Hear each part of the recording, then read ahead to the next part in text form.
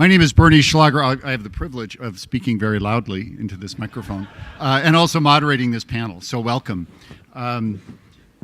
We have a challenge here, and that is we're tasked with talking about important aspects, historical aspects of our movement from 2000 to 2017 and then beyond.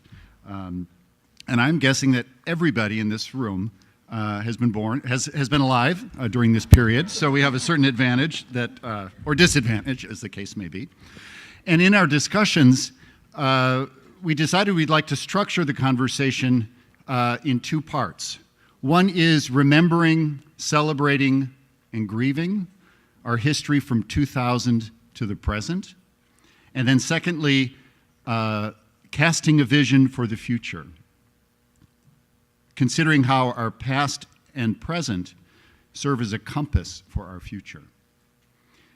So I'd like to take an opportunity for each of us to introduce ourselves super briefly and maybe mention one aspect of the work or ministry that you've been involved in since 2000. So again, my name is Bernie.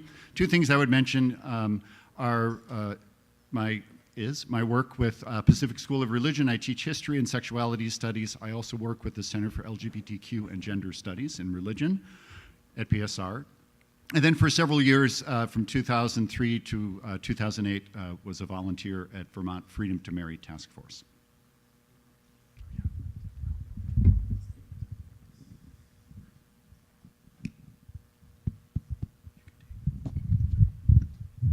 Good morning. Reverend Cedric Harmon. I am the Executive Director of Many Voices, a Black Church Movement for Gay and Transgender LGBTQ Justice based in Washington, D.C. That has been my work for the last, about 7, almost 8 years. Prior to that, I worked at Americans United for Separation of Church and State as the national faith organizer on issues of religious liberty, that word that has been so bastardized in recent times.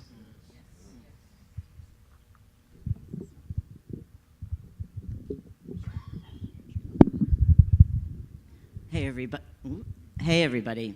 I am Alex McNeil, and for the past 4 years, I've served as the Executive Director of More Light Presbyterians. And I was reflecting on this time period.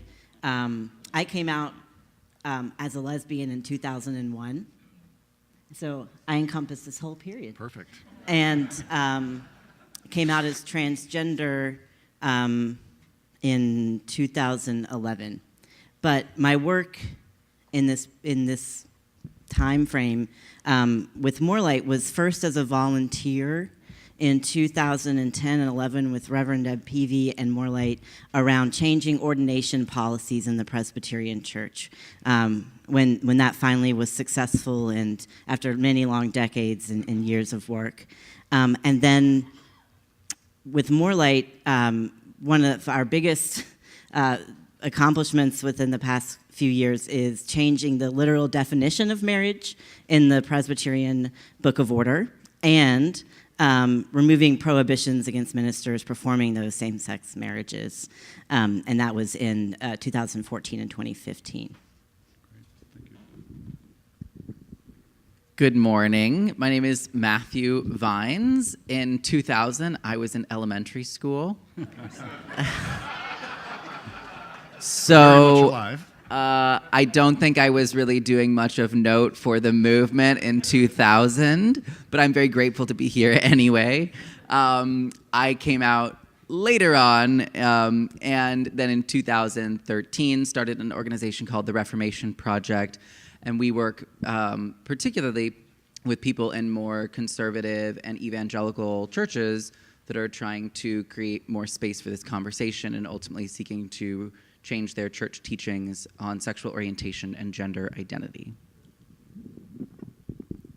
Morning. I'm Keisha McKenzie. I've been at Believe Out Loud, which is an LGBTQIA Christian program for Christians and allies that empowers Christians to work for LGBTQIA justice around the US and increasingly around the world.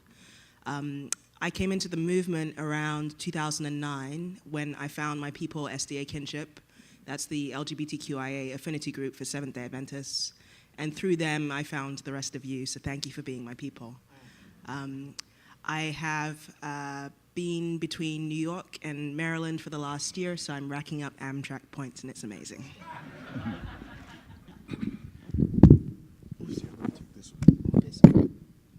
We on? We have all the mics. Oh my God, we're by Michael. Are we on? Yes, there we are. Good morning. I'm Ray Bagnuolo, and I was trying to think of where I was in 1972, and that's so far away that I can't. But I have been part of the Presbyterian Church. I wandered into the PCUSA literally in somewhere around 1995, 1996. And the first person I met was Janie Spar. It was all over from there. My path was established when she looked at me deep into the eyes as I told her my story, and she said, "Well, of course God loves you, honey."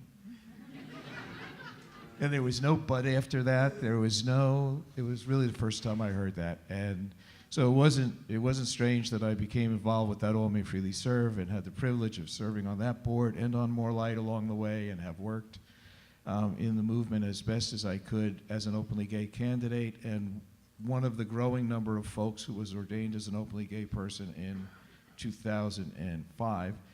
And since then, I have served in some churches in temporary positions because that's what you get when you're openly gay in those days. They gave you the temporary positions. But I also had the privilege of serving That All May Freely Serve and still do as its chaplain, minister, director, and recently began serving as a pastor, which I love, at Sayville Congregational United Church of Christ in New York. And very nice to be here this morning. Thanks, Ray. Welcome, everyone. I'd like to say just a few things to set the context for our discussion and share a little bit of our own planning, both online in the previous weeks and months and then a few days ago. So we will, as our colleagues did yesterday and the day before, use the venue of story and reflection to explore our history and future, keeping in mind questions about who has the power to tell stories, and of course we'll each speak from our own locations. We are not experts, but rather we're a mix of pastors, social change activists, teachers, students. We are your colleagues and companions, and we're all queer people of faith. And we hope that our initial conversations here will spark an open conversation with the Assembly. And we want to keep this important question in our hearts and minds as we talk with one another. Where is the gospel in our history, in our personal and corporate stories? On one of the slides here, there's just a list, not a complete list, but some of the things that we surfaced as important from the year 2000 to 2017. It is not a complete list, but some ideas that we were bouncing around. So let me just say a few things. We will not pretend to speak to all of these. We may not speak to even several of them, but just to share with you some of our own discussions and reflections. Race, gender, class, and other identities in the LGBTQIA Christian liberation movement. Where is our movement today in its work of becoming anti-racist, more inclusive and truly prophetic, in building a just and equitable world? And importantly, we thought, what do the histories of many queer activist movements of faith in this country since 2000 offer us as we chart our paths into the future, or that great word that Ray suggested, compass for our future? How do we build on our past in our efforts to build a future that is better for all?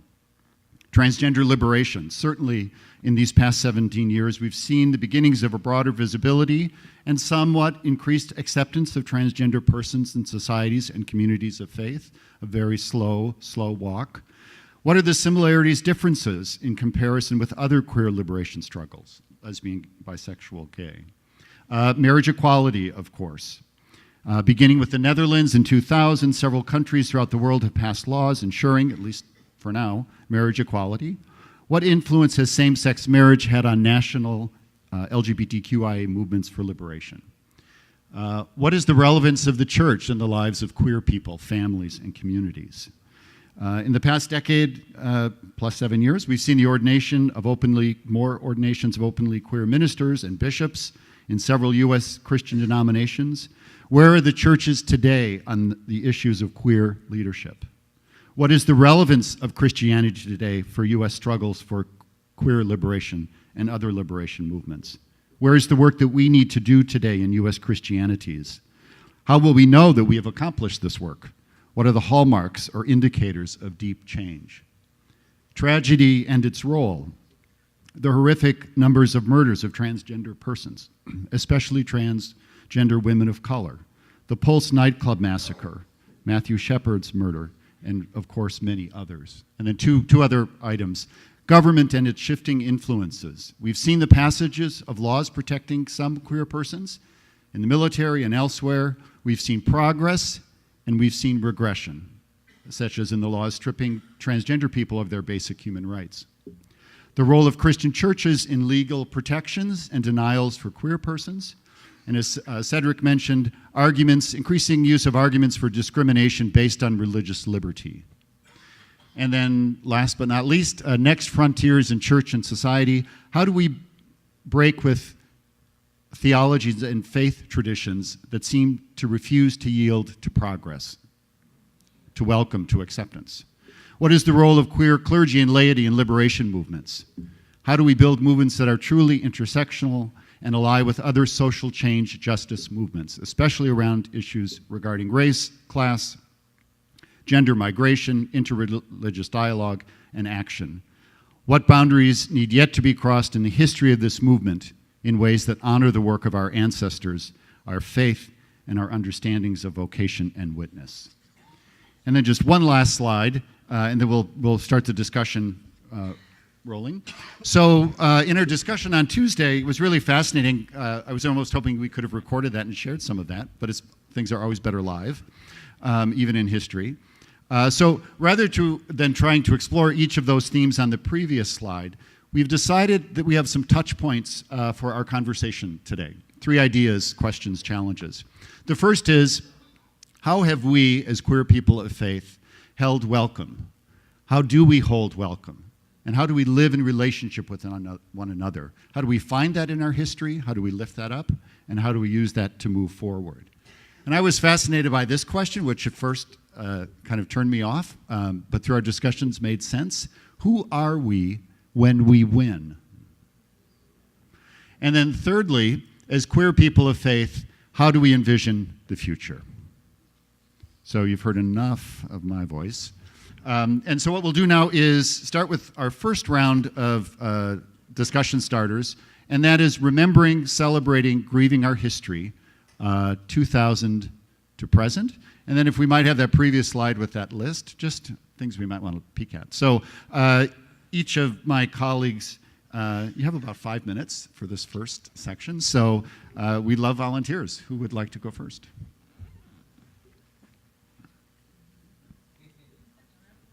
If not, I can volunteer somebody. It's difficult to go first. Okay, great. So Matthew, thank you. Okay.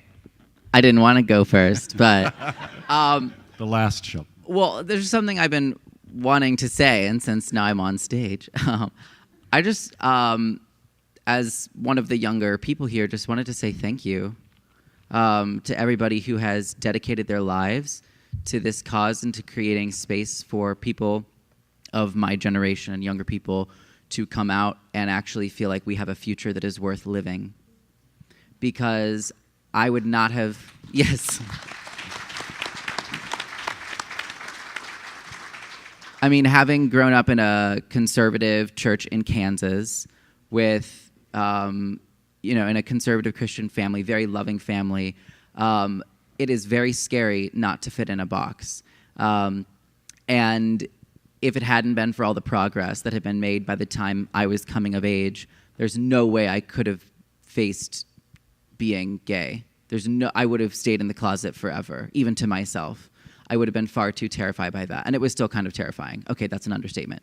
But it was only possible. The fact that marriage equality was even a conversation that was happening made it possible for me to envision a life that was worth living for me.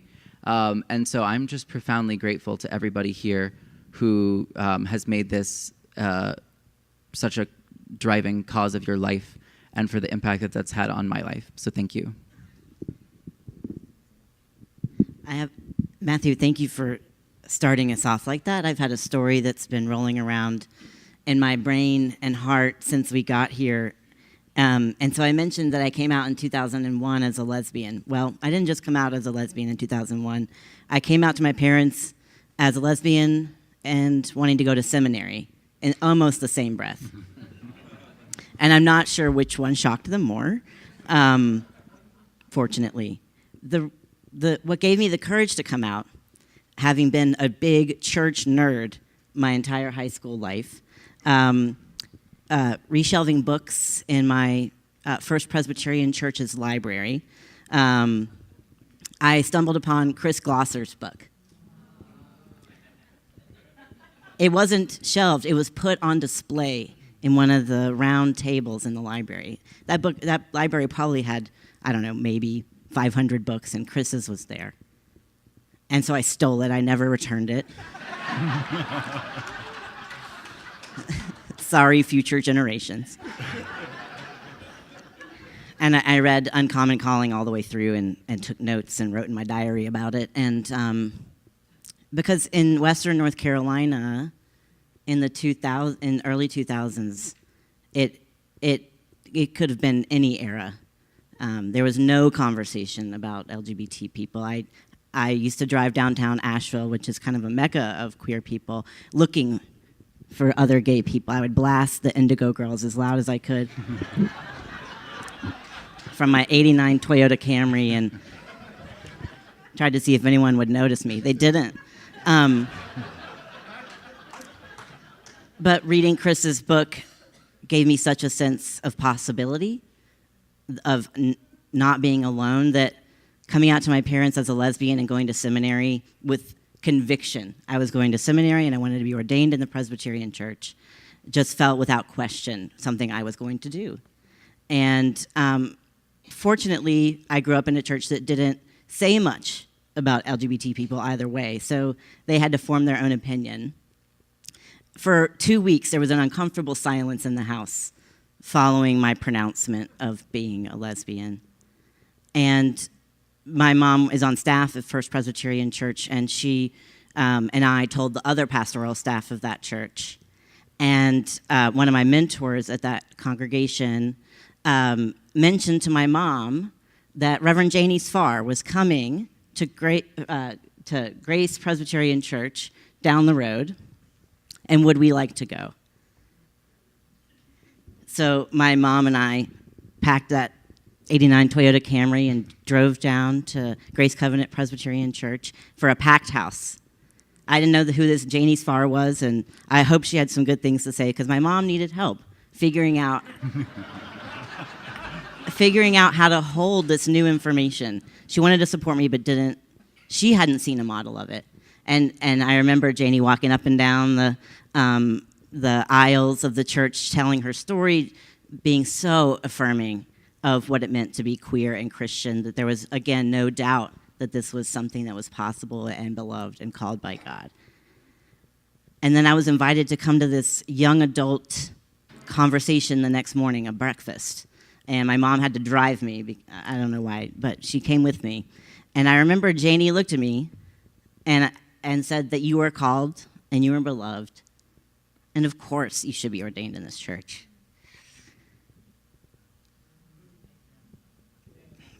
Yeah.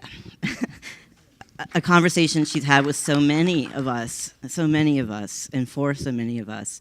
And my mom, from that day forward, never questioned that this was my calling too. Yeah. Thank you.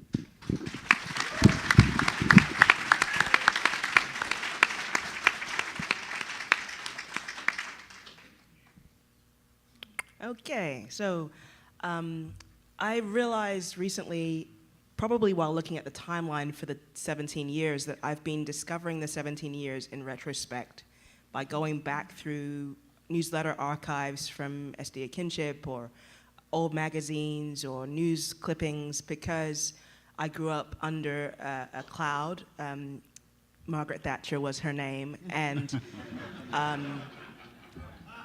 as a result of her party's policies on minorities, I grew up under Section 28, which did not allow our schools to teach about non-heterosexualities. And as I shared in the decolonizing panel yesterday, that meant that there was a kind of a collusion between religion, the government, the media, my ethnicities, my churches, all to create this community of silence around the LGBTQIA community. So I did not know who I was until I was 26 years old. And having become 26, when I became 26, I ended up just going back through whatever records I could find to look for my folks and to look for the traces of how my tradition has treated our folks. And so like the 2003 Lawrence v. Texas that is so significant a marker for people in this country was not on my radar at all. The process of civil unions in the UK, which is where I was from, that wasn't on my radar at all because in 2003 I was in Jamaica. And in Jamaica, people like me are still criminalized.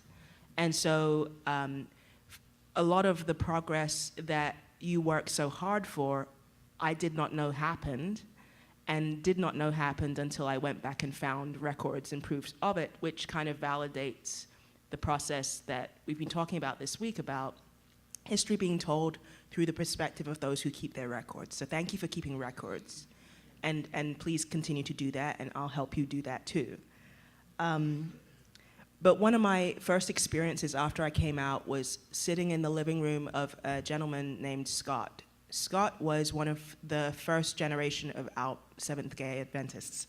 I say Seventh Gay Adventists because that's the name of a documentary about our community, not because it's a real thing. But he was a Seventh-day Adventist who happened to be gay. And he was also, unfortunately, part of that generation that was victimized by the church's preference for ex-gay ministry. And our denomination was one of the first to organize ex-gay ministries in the United States. And it continues to support the stories of those who claim restoration and redemption from who they are. But Scott told me, not really about that, though I picked up and read between the lines. He told me about having gone through a particular ministry in Reading, Pennsylvania, and being the first to blow the whistle on the abuse that was happening there. And through his willingness to use his voice, he was able to help shut down that ministry, and the guy who was running that ministry has fled to Colorado, where he's still performing his foolishness there. Listening to Scott tell his story and have him say toward the end of his life, because he was terminal at that point, that it was one of the two things he was most proud of, having had the courage to find his voice and share his story and help other people not go through what he'd gone through. And the second that made my heart kind of sing, because I'm my mother's child, he said the second thing that he was most proud of was caring for her at the end of her life. And so like seeing Scott and hearing him and knowing that there were so many people I hadn't yet met who had a similarly complex story about their experience with the church, but yet were yet able to hold on to compassion and kindness and care for other people, even though they were being demonized and even though they were being marginalized, but still people living out the kind of welcome and witness that energizes my faith. That was encouraging, and it gave me a starting point that I hope that I'm living into as an adult.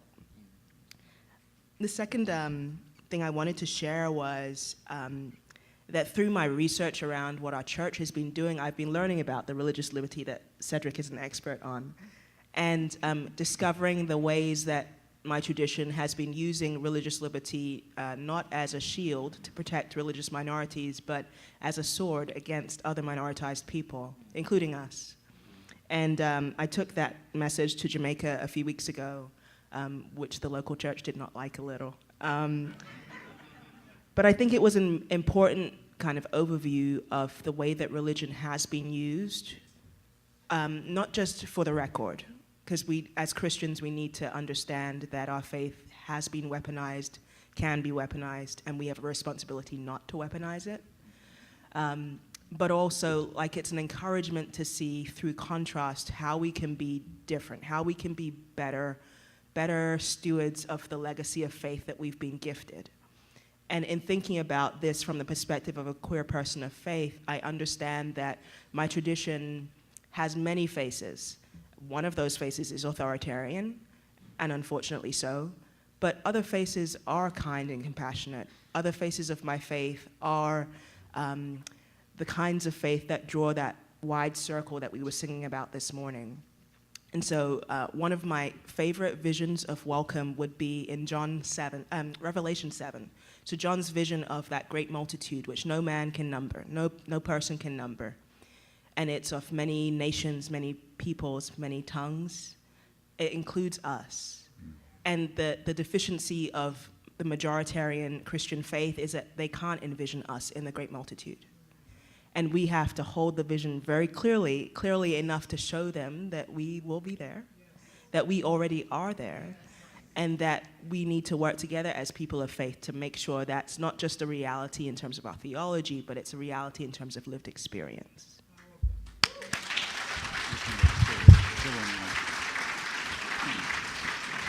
Thank you, Keisha. So in some traditions, especially in some African cultures, before speaking, one would ask the elders, "May I speak?" And in this room, I feel an overwhelming weight to ask that question. May I speak?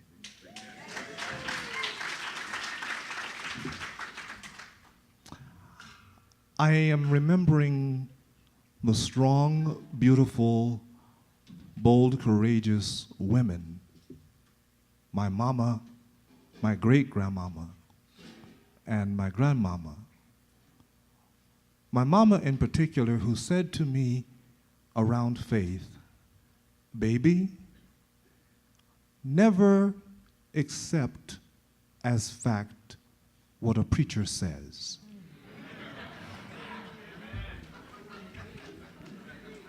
Go and search for yourself and find out what you know to be true, and then move forward. Never accept for fact what a preacher says, but go and search for yourself, find out what you know to be true, and move forward." Poll after poll has suggested that for many black people in America, religion is an essential part of their lives. 8 in 10 say such, and even 45% of those that don't go to church say that it's still an important part of their lives. As an 8-year-old, I knew that there was some call upon my life, and I expressed that to my community of faith, and they said, "Yes, that's true." I also knew that this call would be revealed over time. Preaching is one thing, ministry is a totally different reality. My pastor took time to teach me what it meant to minister, to be with and among people. All people. And there's this wonderful language from Christian sacred text. "My house shall be a house of prayer for all people." All. There was no exception in that all, as I understood it. But my lived experience in churches, and as I lived my life, has been that there have been exception after exception after exception around God's house. You know, the person that actually lives in the house is the person who has the right to extend the invitation. The owner of the house is the one that really says, "Come in." And we have somehow in faith traditions in the world forgotten that it's not us, but it's God who has extended invitation to all. So when I joined Americans United for Separation of Church and State, and I thought I would be working on, the First Amendment and being very clear that that's what I would be working on, upholding the First Amendment, and a wonderful United Methodist woman said to me, "There's a meeting at the Religious Coalition for Reproductive Choice, and you're going." I said, "Okay." And I met the Reverend Carlton Vesey, and Reverend Vesey had this wonderful notion that there should be a national Black religious summit on sexuality held at Howard University School of Divinity, and that Reverend Vesey would invite clergy from the Deep South, in particular, Black clergy, to come and talk about sex. And I'm sitting around the table thinking, okay. And also that there would be a real conversation around how the church deals with human sexuality in its totality, which included lesbian, gay, bisexual, and transgender people, and that we would sit in that room and we would have a reasonable dialogue and we would reason together. In the first session on homosexuality, because that's what they wanted to call the section, an actual argument broke out to the point that we had to disband the conversation the first day. But I kept remembering that my house shall be a house of prayer for all people. And religious liberty is not just around worship, because it has that word liberty in it. Somehow I have always believed that these exceptions around faith also impact exceptions in our larger society. Exceptions around the bodies of women, exceptions around queer persons, exceptions around how we present racially, exceptions around age, exceptions around ability, exceptions, all the exceptions that get in the way of all, which is the word at the root of this, all. And it's because of many of you in this room that as I searched and read, I kept finding more and more evidence, like Mama said, go and search for yourself. Find out what you know to be true and move forward. Your writings, your boldness, your courage, your unyielding tenacity to say all means all, faith is our faith, God is our God, spirituality is our spirituality, and no one has a right to say no, has empowered me and everyone here and countless thousands, even millions, to believe as you do, as we do. So one person wrote to Many Voices just a little while ago from South Africa, faith has beaten me down so bad. But I found your website, and you reignited the little spark of hope. You in this room, Alma Crawford and Irene Monroe and so many others not in this room, you light sparks for people for whom life has grown very dim. Go and search for yourself. Find what you know to be true. Move forward.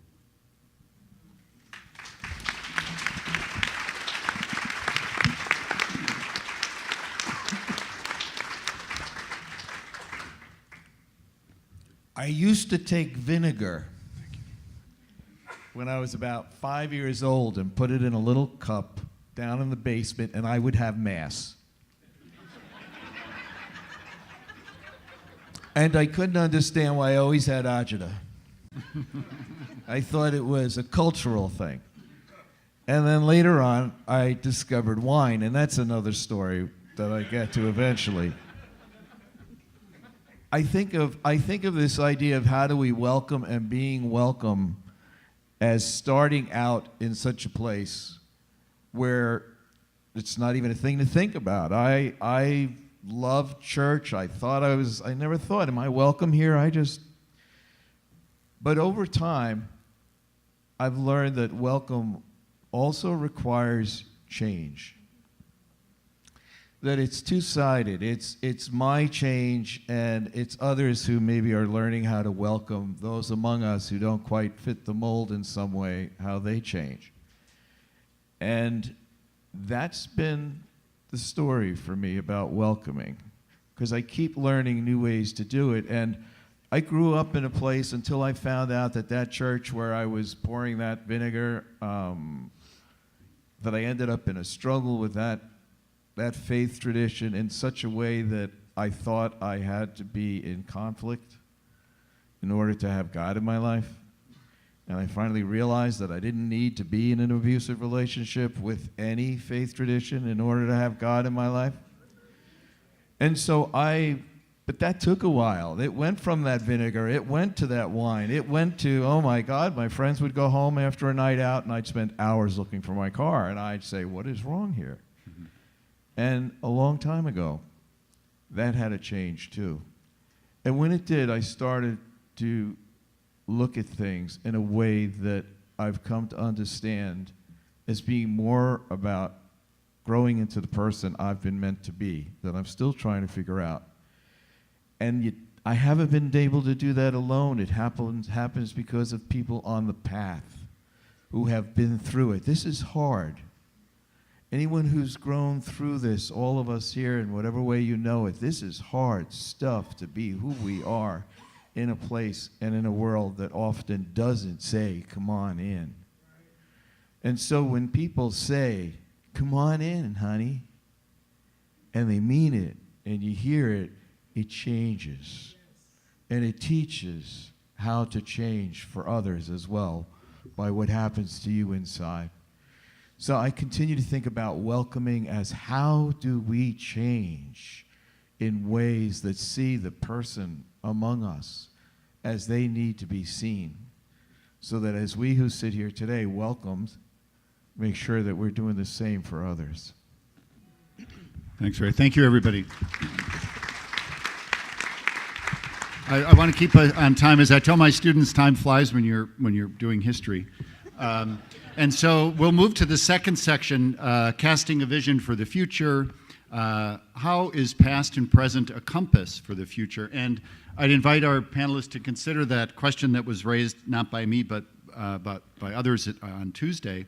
Maybe this is helpful as we look to the future, as we build upon our past and present. I've been really intrigued by that question, who are we when we win? So if that's helpful, anybody at all can jump to the task.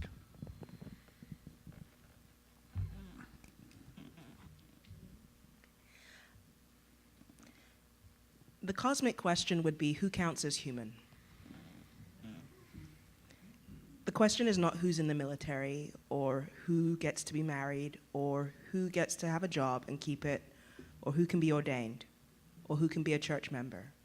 The question is who counts as human. And if our faith doesn't help us answer that question with everybody, we need to ditch the faith. Ditch the faith if it can't tell you that everybody counts as human. One of the recurring failures that we talked about in our conversation yesterday was, what was it, 2 days ago? I forget. Time flies. Time does fly. But one of the recurring failures that we talked about was the failure of our movement and the wider LGBT movement to consider that everybody counts as human, and that we can't continue to leave people out for expedient reasons. So thinking about the ways that the ENDA laws have repeatedly left out trans people, or even the push for marriage equality focused on married people and people who wish to be married, to the exclusion of straight people and, not straight people, goodness. Single people. Single people, and as Haven shared yesterday, even not thinking about how our culture gives everybody access to rights through the portal of marriage when that should not be the portal at all. You're born and therefore you deserve to have health care. You're born and therefore you deserve to be able to pass on your property.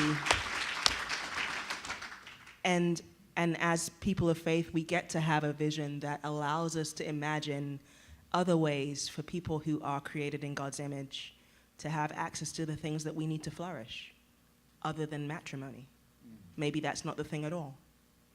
And so maybe our vision casting needs to be cast much, much wider than it has been historically.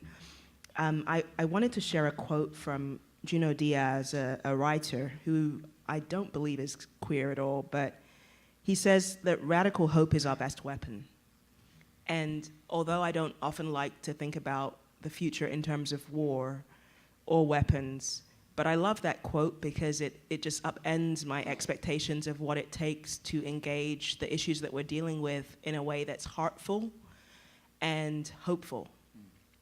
And so when I hope for the future, I'm hoping for a space in which we are not all the same, and a space in which I can show up as myself, and so can Ray, and so can Matthew, and so can Alex, and so can Cedric, and so can Bernie, and so can all of you, and that through our plurality, we are made much stronger, not through our similarity, but through our plurality, and that we are coming together, expressing our faith in its fullness and in its difference, and it's through our expressing full strength and not washing it out into some neutral, accessible, popular, gray, undefined thing. Through us being ourselves, that's what makes the future worth living into and worth growing into.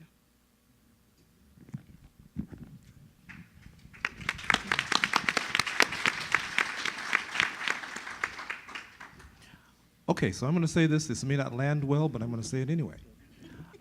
So my vision for the future is a constant and unyielding disruption of prevailing narratives.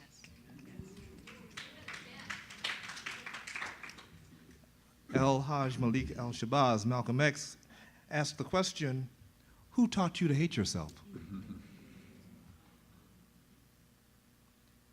I have a follow-up. Who taught you that it's okay to hate anyone? And if we examine and interrogate and disrupt prevailing narratives that keep us separated and keep us oppressed and keep us bound and keep us out of relationship and breaks us up from being in community, this is the future that I want to be a part of. Constant and unyielding disruption of prevailing narratives. Because the narrative then leads to our perceptions of reality. That thought in your head about this person over here disables your ability to see the humanity in that person over there. So discard the narrative and enter into relationship. Ask the question. Get to know one another. Dare to step beyond what's comfortable into discomfort and watch yourself be awed and amazed. But disruption is not orderly. And we love order in our faith traditions. It's not nice and tidy and pretty and cute. It's uncomfortable and messy, and it challenges who has the microphone. And so in this moment, I think the future looks like the streets of St. Louis day after day, where traffic is stopped and systems don't work, and questions that get ignored are screamed until someone hears that there's a real question deserving of a real answer.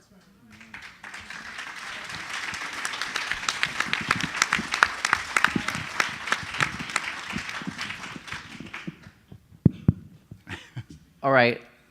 This is an interesting question because so when I was coming out to or trying to come out, however you want to phrase it, to my conservative evangelical Presbyterian church in Kansas, I definitely had the feeling that all I really wanted was to be accepted for who I am, and not wanting to, I wasn't wanting to do anything that was going to hurt the church, right? It's because I cared about the church, because I cared about a lot of, that's where I'd first come to faith and been nurtured in my faith. And so I wasn't just interested in kind of like I'm here to bring a battering ram to the door of the church and just see it all fall apart. And yet, it's also true that for somebody like me, who is a white, cisgender, able-bodied male, for me to just be accepted myself is not necessarily enough. Okay, definitely not enough. But in the sense that, so what if, my church that I grew up in was not ready for this conversation, so they were not going to land in an accepting place. But what if they did, and then 81% of them still voted for Donald Trump? That's not a church that I feel like is representing Jesus to the world. And what if it's a church that still only has the only theologians who are ever quoted are white men, right? Who the only people in leadership are white. That's me being accepted would be a good thing, but it is not a sufficient thing. And so I guess my challenge is I really do, and so much of my work, what I'm trying to do is to engage more conservative Christians. And so I don't take the approach of I'm here to bring everything falling down around you. I want to hold on as much as possible to the good in the Christian tradition, hold on to the creeds, hold on to Scripture, place myself within that, anchor myself within that, and yet every system of oppression within the Christian tradition has to be dismantled. And that's not, and I feel like homophobia specifically is the only one that I've experienced, and that's an important one to address, but it's just a symptom of the underlying problem with a power structure in the church that is not Christ-like, that is not godly, that gives all the power to a small, narrow set of people, specifically almost all the power to straight, white, able-bodied men to be making these decisions. And so I feel like even though some of us, and I personally that's my temperament, is just to be a little more, I guess, of a homebody, a little more just I'm comfortable fitting into, I guess, narrower boxes than some people. And it's okay for some people to be comfortable with that. But it's not enough to say I'm going to challenge the one system of oppression that affects me and not the other ones. And so that's why I really do think that even if some of us are going to end up still being more, temperamentally like, the people who just want to stay home on the weekends and read books, and with our, reading little things from ancient Greece and watching fun 1940s movies, whatever it may be. Not that I watch those movies, but that we still, especially gay, white, cisgender men, have a responsibility to be reassessing and challenging white supremacy and sexism and ableism and transphobia and biphobia in our communities, and that really should just be a natural next step. I'm trying to find the balance of how do you do that in a way that still holds on to as much of the good as possible within the Christian tradition, that anchors myself as much within that as possible, but it's not just enough to, get yours. So. Yes.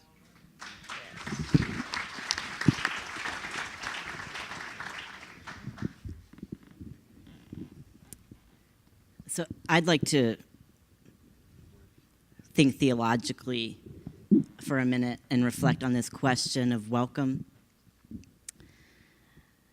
When I started with More Light, one of my roles has been to travel around to different congregations and talk to them about how they're doing and what's moving for them, what's alive for them. And I made the choice, obviously, to do that openly as transgender. And I wasn't sure how that was going to be received. I really, truly didn't know in 2013 how that was going to be received. Fortunately, for the most part, it's been a really wonderful experience. But I've had conversations in different churches that go along the lines of something like this. In one More Light church that's been around for decades, so they've been doing the work of welcome for decades, an older gentleman in the church said to me, telling me the story of their welcome, he says, well, first we welcomed gay people, and then lesbians, and then we learned about bisexual people, and now transgender people? What's next? He threw his arms up in exasperation. What's next? He was afraid. All our work around welcome had made him afraid, which to me, in that moment, it really dawned on me that some of the language and theology that we've been using around welcome may have run its course. I think the beginning of our movement, we held fast to this idea that God loves each one of us. I think that's still true, obviously. But we started to name who that us was. First it was gay people. Then we learned the word lesbians.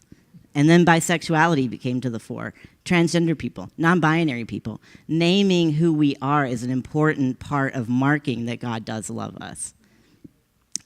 I think the challenge with that, the limit of that, is that it's always up to us to name and not to God to claim. And I think in our work around welcome for the future, I believe there's a need for a reframing, a different understanding. So in the work that I've done in More Light and trying to cast this vision, trying to think about what's next, I started to reflect on what if we centered our understanding theologically around who God is as this focus for understanding rather than necessarily just who we are first. And I was watching this show, The Cosmos, the reboot with Neil deGrasse Tyson. Anyone? Amazing. Nerdy science documentary on the nature of the universe. It's fine. When this idea around who God is really dawned on me, really hit me. In the show, first episode, Neil deGrasse Tyson doing the kind of scope of the universe. Starts us out on Earth, zooms out into the solar system, zooms out into our galaxy, zooms out into other galaxies, and then even with all of that vastness, says the universe is still expanding. In that moment, I realized if we believe God is the creator of the universe, that means God is still expanding. That means God is still growing. That God is bigger than we can ever imagine. It shattered my mind in some ways because I've believed in God's vastness for a long time. And I think that in our work around religion, we tried so hard to name who God is, to fix God. Is God creator? Is God the potter? Is God Abba? Who is God? We don't know. That's the truth. God is bigger than we can imagine. God is this creator of the universe. And I think that there are two responses to this idea of a vast, ever-expanding God, a God of abundance, I believe. One response is to zip up the tent. Don't look at the night sky. It's too big. I can't hold it all. Please, don't show me anymore. Change the channel from Neil deGrasse Tyson. The other response, to which I believe we are called, is to confront this God of abundance, this God of many names, this God of limitlessness with awe and wonder. And if we confront God with awe and wonder, this abundant God, what does that mean for us as creations of God? Perhaps we also are abundant. Perhaps there's no one name that defines us, that can fully encompass who we are. And how then are we called to welcome, to love, to accept, to see the abundance of who Cedric is, the abundance of who Matthew is? What if that is some of the work we do in our welcoming churches to expand our theological imaginations to this infinite possibility? I believe that the future of this work is about breaking binaries, that God is God and we are not. I believe that welcome has been framed in terms of comfort. I want to be comfortable at church. I want to be welcome at church. I want to sit in pews beside you and not feel disrupted by your presence. But I believe we're called to holy discomfort, as Cedric says. I believe we're called to find the ways in which we are all non-binary. What if we're all fluid? What if we're all abundant? That's our vision. Let's carry it forward.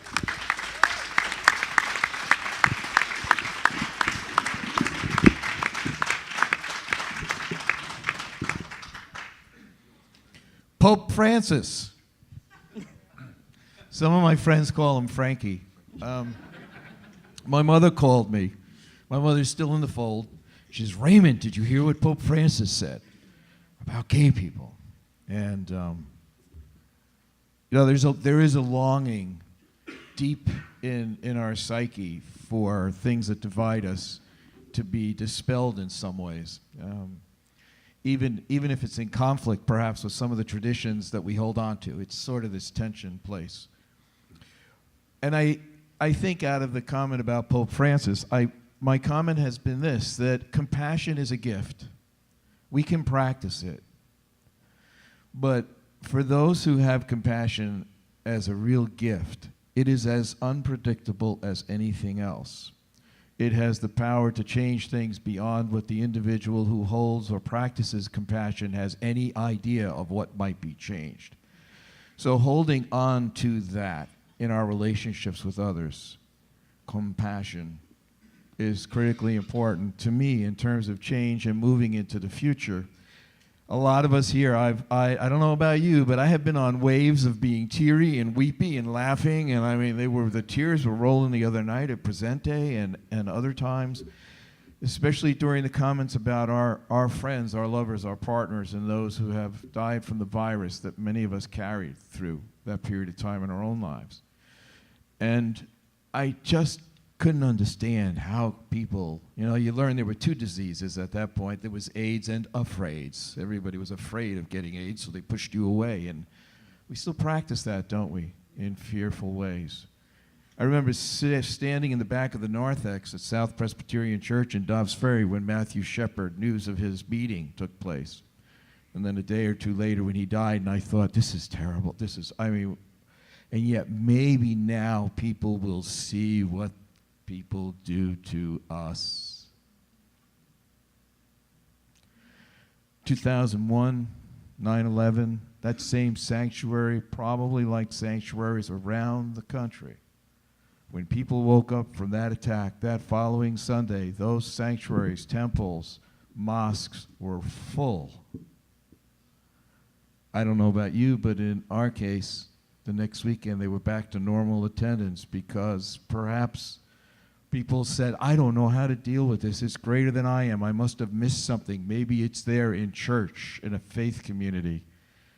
And what a lot of people found was the reasons they left the faith communities rather than an embrace during a time when compassion was needed. Our discussion about gender going into the future, Don Stroud, who some of you may know, another influence in my life, said long ago that this all is a conversation about gender. We do not know how to talk about gender. So we go with the labels because we start in these little pieces as we put together the mosaic. But the big conversation is about gender. And I posit that that conversation about gender, the mystery, the wonder, the beauty, the diversity, the magnificence of the way, in all the ways that we have been created to express who we are, is a conversation about God. We're talking about God as you understand God when we talk about who we are. How could it be anything else? And going into the future, somewhere in all these conversations, God has to be there. Not every organization, not every institution, not every program or practice of 501c3 is going to be out there talking, but we do. I don't think the church is declining in my eyes. Yeah, maybe there's fewer people in a particular building, but the faithful, the church, the people that are in this world, that wandered, that ran, when they found not the sanctuary in those churches after 9/11, but started gathering in the public parks, those sacred places, those faithful people, that church is there. As we did our work in the Presbyterian Church in trying to change legislation, numbers which I wish wouldn't roll off my head of amendments, G60106B, it's like, you have to be practicing chastity and singleness or fidelity in marriage, or you can't be a leader, and you can't ordain anyone who is a non-repentant, self-affirming, practicing homosexual. Well, that's us. Not practicing. We're done. We figured it out. Got it down. Improving. I hope it keeps improving. I just want to close with saying that as we did that work, it's that arch appropriate in this city that you move up a little bit, you get at the amendment here, and then they smack you back, and then you come back the next year, and even if you know you're not going to get forward, you come back because people need to know we haven't forgotten them. So we keep coming forward because that voice that we have needs to be heard. And at the same time we're on that arc, we can't forget. I can't forget. I know you don't forget either. The people that are underneath that we're trying to change things so that their lives can be better. And that compassion has to be part of all of this conversation, as it has in the past and as it is going forward. So thanks, Frankie.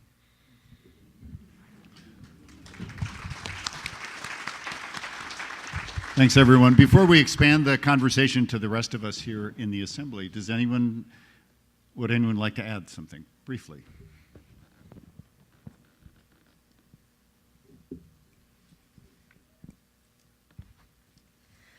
I was really taken by Nikki Valdez's comment the first evening. I guess I'm just stubborn. And I also loved her comment about having been baptized into her church, that she's here to stay, and that they couldn't just disown her. And it struck me then that there's very little that an authoritarian church hates more than an open hand. Like, it has a fist, and it meets you with a fist, and you have an open hand, and it hates that because it wants a fist back. I've had some real interesting experiences over the last year or so where people in our denomination are trying to wrest church membership away from queer members. Either you can't get in or they want you to leave. And I went through a phase where I was certain that I was going to leave. And then I went through another phase where I was certain I was going to stay. And I think like both of those were a fist. And in the last maybe year or so, 2 years, for me it's been about an open hand as far as my church membership goes. Because I know that it's not about the organizational membership that matters. It's not that matters. It's the way that I inhabit and embody the principles and the shaping and the disciplining of my tradition. That's what matters. Mm-hmm. That's the gift and the legacy that I've inherited from my spiritual ancestors. That's what Nikki holds based on her tradition. That's what I hold based on my tradition. And I think thinking only about like institutional affiliation, whether that's with our churches or with our organizations, that's not the cosmic question. That's not the deep question. The question is, how do we inhabit the values and ideals that we've been disciplined into through participation in these communities? And how do we express those values and gifts in the world in the same way that we are called to inhabit and express the gifts and the teachings of Christ? Not to be Christians, but to be Christian.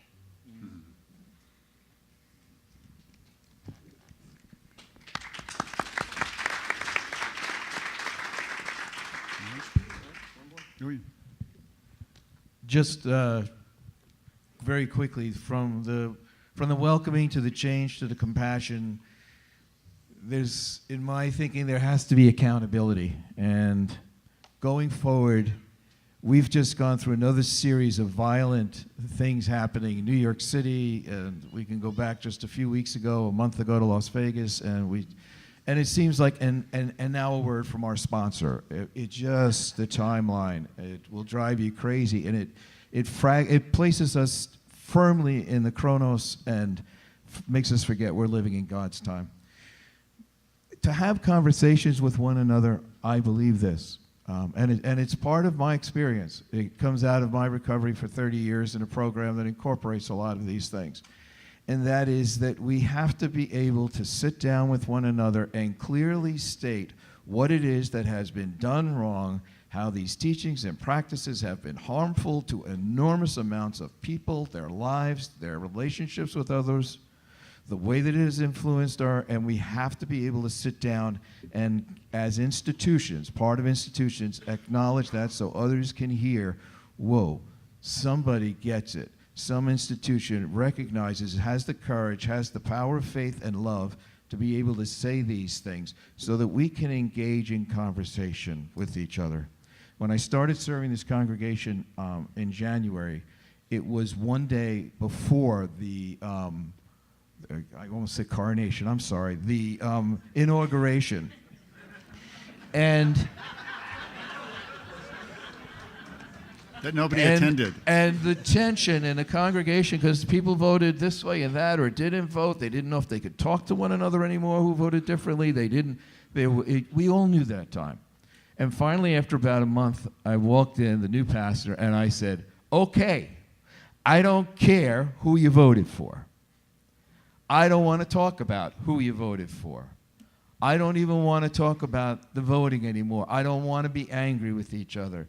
It doesn't matter. What matters is you're here now with those values, those commitments, those things that are important. Let's go there, because that's who we were before. That's who we are now. And let's concentrate on talking with one another in, as somebody described in another forum, that 85% of what we still have in common, and start there. And let's do it honestly, so that others can see a reflection in faith communities that we've been looking for, at least for myself, for a very long time. Thank you. Thank you. Again, since this is a period of history that we all inhabit and hopefully have been conscious or awake or woke for much of it, we'd like to extend the conversation. So I will walk around with the microphone. First of all, just an acknowledgement and a thank you to all of you. It's an amazing learning experience to listen to you, and particularly as you talk about a vision and a way forward, pardon that expression, the United Methodist Friends. But I have a question it's a serious question that starts with, I think, Matthew's comments about wanting to hold on as much as possible to what I guess one might refer to as the received tradition. Maybe you'd refer to it a different way, but those things that we think of as kind of the received tradition of Christianity. And what has troubled me about it is that as I have experienced that received tradition, I can find almost nothing that is not, in fact, divisive, that doesn't in one way or another, isn't in one way or another about us versus them. And I'm talking about key elements of both the Old and the New Testaments. And so my question is to ask, and maybe starting with Matthew, but all of you, what is it that you find that is worth holding on to exactly beyond the glorious expressions of the worthwhileness of all people and those kinds of things which you can certainly infer from some of the things in the Bible, but aren't always or even necessarily found there as explicitly as the things that effectively say us versus them, and them is just not okay, whoever or whatever they are.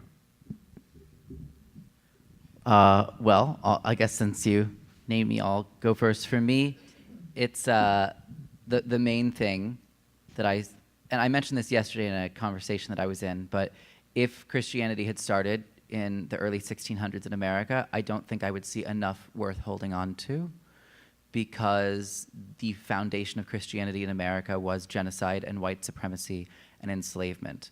However, what I feel fortunate about as a Christian is that that is not the beginning of our faith. And so for me, what I go back to is the teachings of Jesus. Matthew 25 it's really interesting, because Matthew 25, in some senses, you could read as an us versus them passage, and yet in a way that radically subverts the normal us versus them paradigms that are presented in many churches. In Matthew 25, Jesus doesn't say, and if you said the sinner's prayer, then you're going to go with me. No, he says, if you were there, if you clothed the naked and fed the hungry and visited me when I was sick in prison, if you did this for the least of these brothers and sisters of mine, then you did it for me. And if you didn't, then... And you'll find many different statements in Scripture about, salvation, and it's really... But I find that one really interesting, because that one it's not related to propositional truth statements at all. It's entirely about faith lived out in action, lived out in finding the Jesus, seeing Christ in people we are told are not worthy to even be seen. And so for me, there's just that basic ethic of how I should live, how I should look at myself in relationship to others and in relationship to God is the most compelling ethic that I have found in my life. And even when I get really disillusioned and frustrated with a lot of things in American Christianity, I still find that ethic incredibly compelling, and I feel like it calls me in a demanding way to be a better person, to be a more loving, self-giving, sacrificial person, and I still want to order my life around it. And so for me, that's the core thing that I'll come back to, is the teachings of Jesus, specifically as it relates to the dignity of every person and how we're supposed to live that out.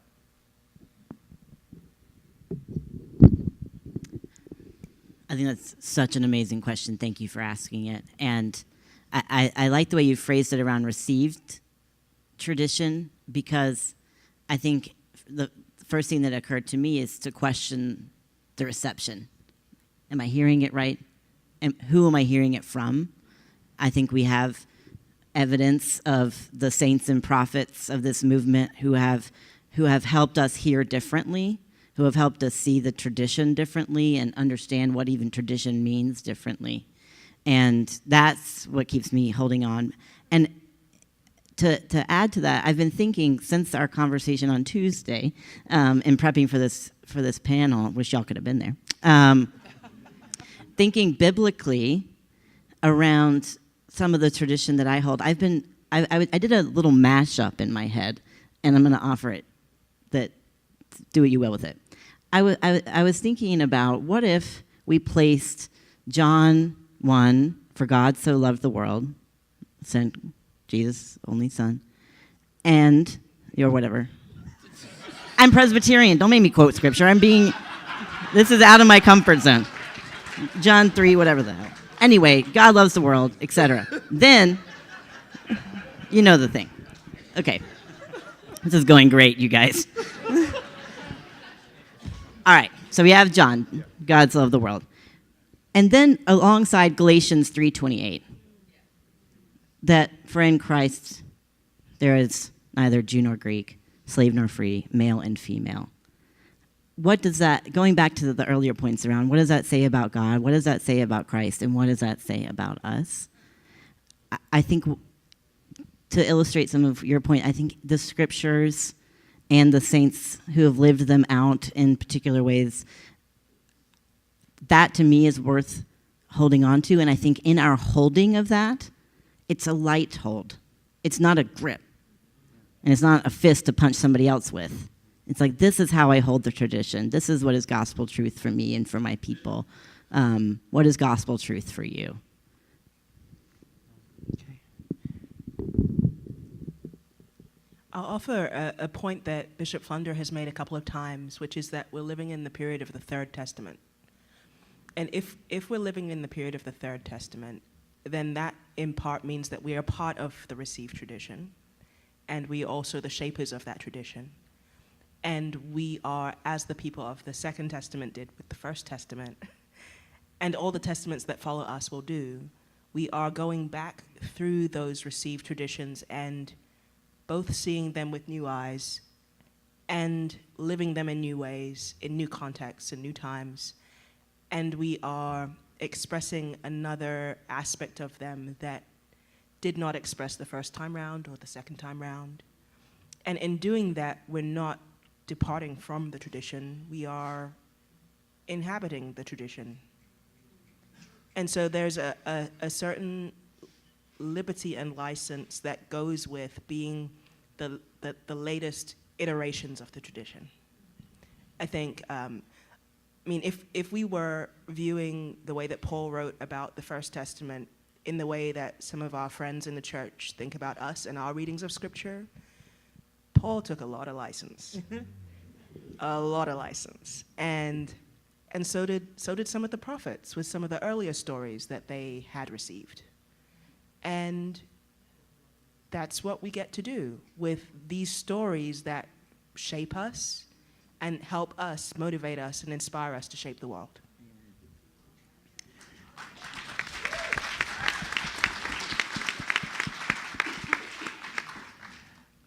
Thank you, panel, for everything that you've shared. My name is Candy Holmes, and my faith roots, Baptist, Pentecostal, and New Thought, and currently with Metropolitan Community Churches and pronouns female.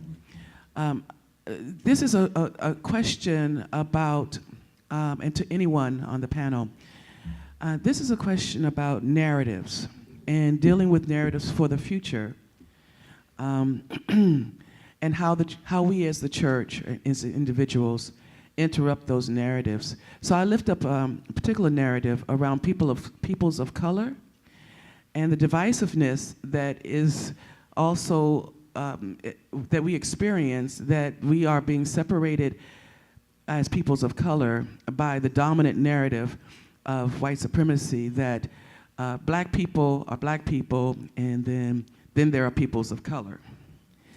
And so what happens many times is that when you're looking at justice issues, the justice issues get separated out by if it's a black person or a black man or a trans black woman, then somehow it doesn't get connected to other peoples of color. And that's problematic for peoples of color because we are all in that community. We may have different expressions in terms of how we look and where we come from. So I want to ask the panel, how do you interrupt, or do you see for the future as spiritual people and as a church, as an individual, that we can begin to look at how we can interrupt those kinds of narratives that would seek to divide us? So whether it's around race, or whether it's around gender, or whether it's around gender identity, how can we as a church interrupt?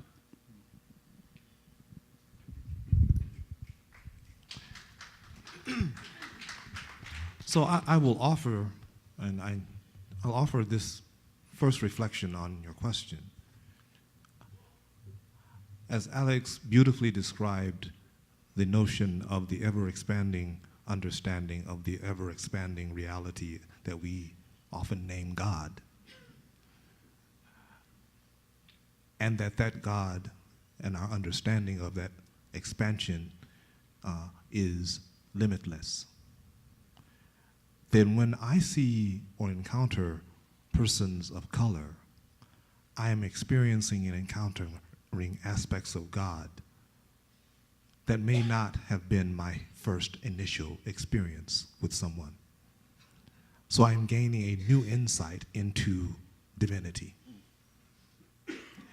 And if I am curious enough to want to experience that, then I don't name it as different or other.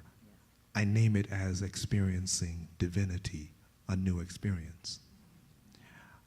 When I see a pink rose, I do not diminish a red rose or curse a yellow rose. I experience the fragrance of the rose and say thank you. Could we not begin to understand that difference is not deficiency, but difference is blessedness, as we see more and more of the expanding God.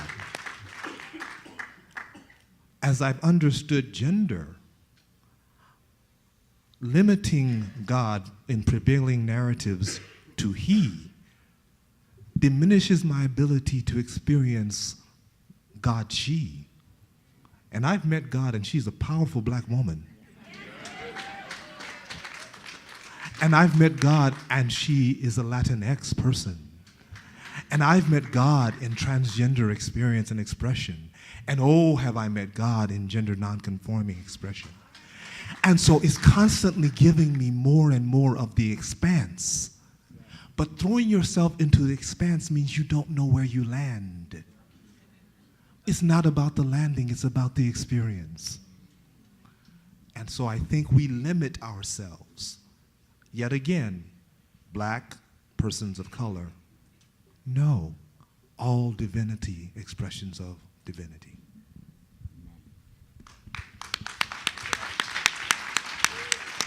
And do we have time for two more questions, maybe? Helene Loper, she, hers. I appreciate the way y'all evaded the second question. What do we do when we win? I see that as a disruption of the prevailing narrative of dualism. And if we don't acknowledge that with those that we're working with who are still stuck in that thinking, they still live with their fear of losing and don't see the win-win.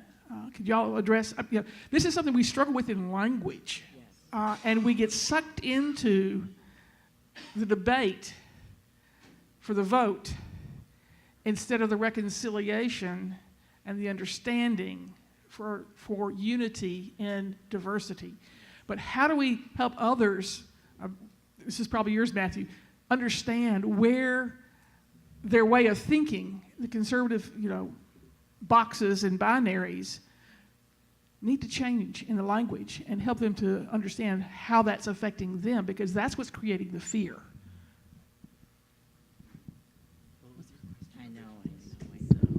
Well, I confess, who are we when we win? It was my question. Whoops. It was controversial, even in the group, as a question. But we decided it was a powerful question, one worth sitting with, because I think I'll speak to one side of the coin, and maybe Matthew could speak to another. One of the ways that conversation started emerging was there have been gains. There have been successes. There have been major wins. And there's one place in which I think when you're told you're a loser your whole life, you never believe that you've won.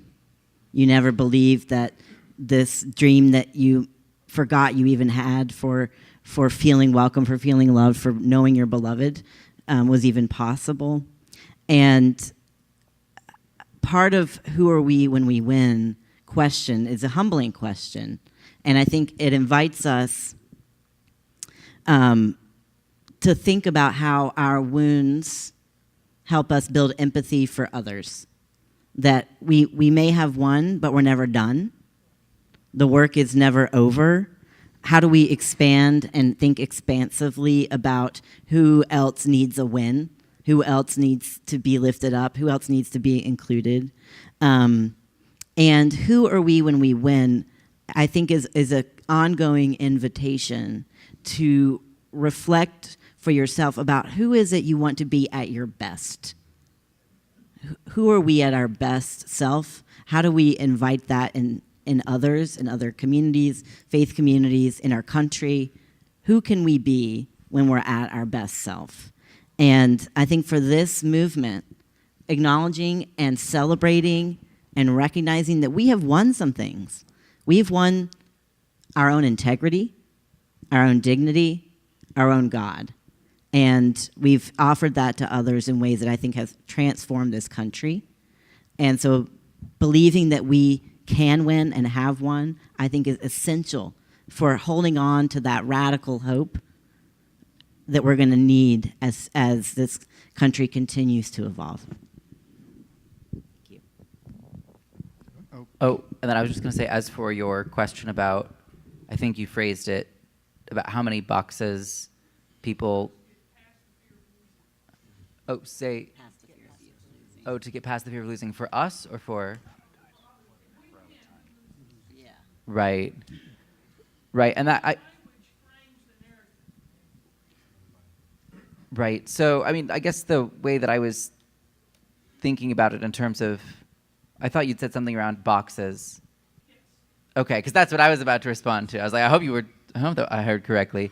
But I guess what I'm trying to do is to help people who are, my concern is that we don't, and especially, so I went to college at Harvard, which was a really different world than Wichita, Kansas.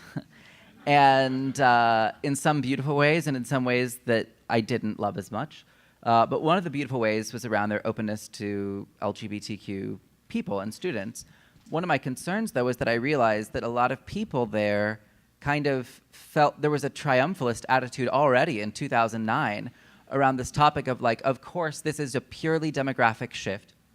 Those people are hateful bigots and they are dying. And, you know, there's no need to engage those people.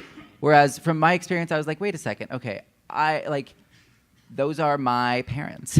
Those are my family. Like, I know their hearts, and they're not coming from a place of intending to do you harm. Now, that doesn't mean that they're not doing harm. It doesn't mean that there isn't an enormous, powerful reason why they need to reconsider their views, but I feel like it's more powerful when you can actually approach them where they're at and respect their hearts. And not everyone is coming from a good place, but I try to believe that most people are. And so that's why my concern is just that we don't get so caught up in our assumption that the change is inevitable, or that because we've made certain progress, that therefore, you know, we can just forget about all those other people. Obviously, last year was a terrible reminder of that in some sense. And so I try to help people meet them where they're at, make it easy for them step by step, but also the way I look at it is like the baseline of what has to change is specifically when people are degraded, marginalized, or oppressed based on who they are. And that's why some people, I know it can be frustrating to emphasize that sexual orientation is not a choice, but with conservative Christians, it's often essential to get people to actually recognize, okay, we really do have to have this conversation for humanitarian reasons. And I think that's true of anything that is based on, like, who someone is, whether it's race, disability, gender identity, sexual orientation, class. So, you know, we could go down the list there. But I think any of those things that are people being degraded based on who they are is something that is the baseline of what we have to get. Like, people have to at least, we have to get them to that point. But I'm trying to be, trying to gently bring people along. So Cedric, Alex, Matthew, Keisha, and Ray, thank you very much.